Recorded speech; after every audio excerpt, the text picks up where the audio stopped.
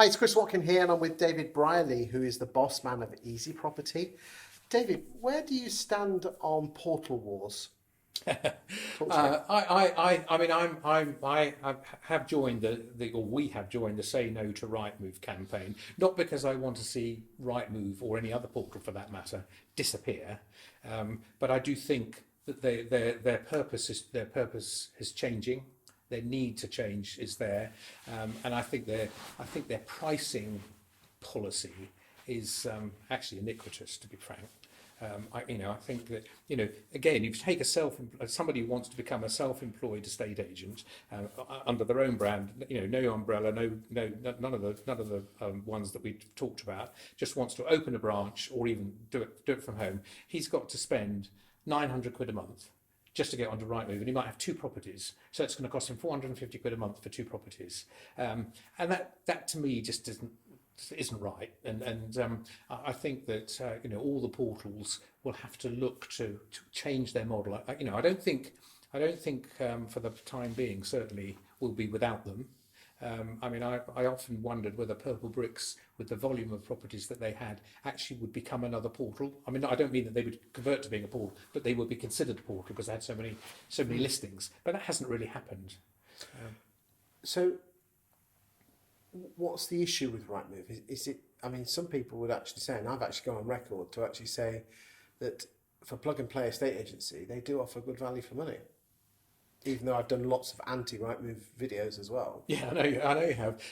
I think that if you use it well, there's a lot of data in there that you can use, a lot of insights, and actually as part of our recruitment process, when we're mapping out an area for a prospective agent.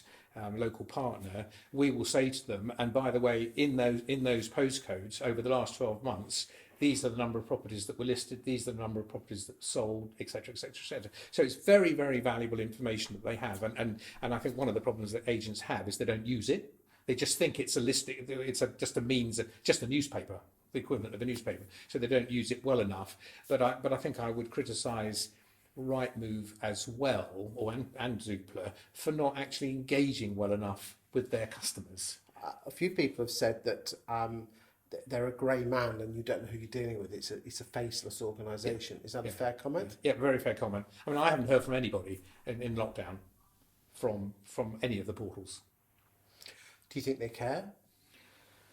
I'd like to think they do, but we're in a situation that none of us experienced before, and the strong survive, and the ones that are true leaders, the individuals that are true leaders, grab it by the scruff of the neck and do something about it. And maybe we just don't have those leaders in those businesses, or if they are, they're so far up the tree that they're not worried about what's going on the ground. What about the challenger portals? Is there anything that's caught your eye on any of those? Yeah, I think home search is interesting. I think we've seen On Your Market. We're not allowed on your market, so I can't really comment on them. But they've found it really hard, and I can't really. I can't tell you why they've found it hard, but they have found it hard to compete with Zoopla and RightMove. So I think any challenger portal will find it difficult. I mean, if they're offering free listings as Home Search are doing for the moment, I mean, there's going to come a time when they've got to earn some money. So I don't really see. And do we need other portals? I mean, the public know those two. Do we need a third, a fourth, a fifth? Do you think it would be good that we had multiple portals so everyone was like an open market? Or would it be just good for estate agents and not for vendors? I think that's confusing. It depends. I think if you're trying to win over consumers and you're trying to attract consumers, then if you give them too many places to go, they're never going to find everything they want in one place. But then you could almost turn around and say that would force people to put themselves on mailing lists, which is the lifeblood of estate agents. Yeah, but that would be a backward step, wouldn't it? I'd have to disagree, because by putting yourself on a mailing list, it means the agent can actually service the person better. Because I'm of the opinion that the thing that's killed a estate agency is CRMs and the portals. I think we've made estate agency lazy. That's certainly true of the portals and possibly CRM systems. Well, you put yourself in the system and then the neg will never ring you. or archive you almost straight away. Yeah, well, our method is well, one of the problems with the estate agency in the past, it's been very transactional, and you sell a house, do the deal, say goodbye, thank you very much, and off you go, and you don't see them for another 7 or 12 years.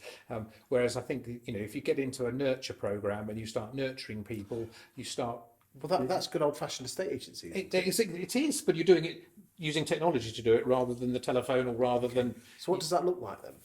That's just a CRM system that allows you to program. You might take 6 emails. You might put in their birthdays. You might put in their wedding anniversary. You might put in the completion date. Whatever you want to do, that then triggers a personalised message to that person. You might even send them, a present, some flowers or something on the first anniversary. I mean, any number of things that you can do as long as you've got a system that reminds you, because you can't keep it up here all the time. So CRM systems are great tools, but they won't do the job for you. Somebody's got to put the information into it and feed it. What would you do if you were the boss of RightMove? I would sit down and I think I would reassess the charging model and actually try and understand how the estate agency is changing, because I don't think that they fully understand how it's changing. I mean, do you think it's fair that a one-man band pays 4 or 5 times more than a corporate estate agency? No, I'm pretty simple when it comes to these things. I just think that you pay per property. You might pay a standing charge, as you do for your electricity meter or your telephone, and then you pay per property, whatever that figure might be, so that we get a situation like this where we didn't get any listings, so your fee drops. It may be more difficult to manage, but again, RightMove will have the technology to manage that very, very easily, very simply. And what would you do if you were the boss of Zoopla? I think they're an interesting. I find not a particularly easy site to navigate. I think there's lots of very good information, but I think it's too in your face. It needs to be segmented a bit so that you can go and find, if you want to find out about schools, catchment areas, or you want to find out about crime rates, or then you can go and do that. But it's sort of, and suddenly you get use switch and goodness knows what else coming at you. Well, that's the reason they bought it, allegedly. I couldn't answer the point. What would your final message be to estate agents sitting on the fence about RightMove? I mean, are you guys going to leave RightMove? No. I think. But don't you need RightMove because of the simple fact is that you're not local estate agents?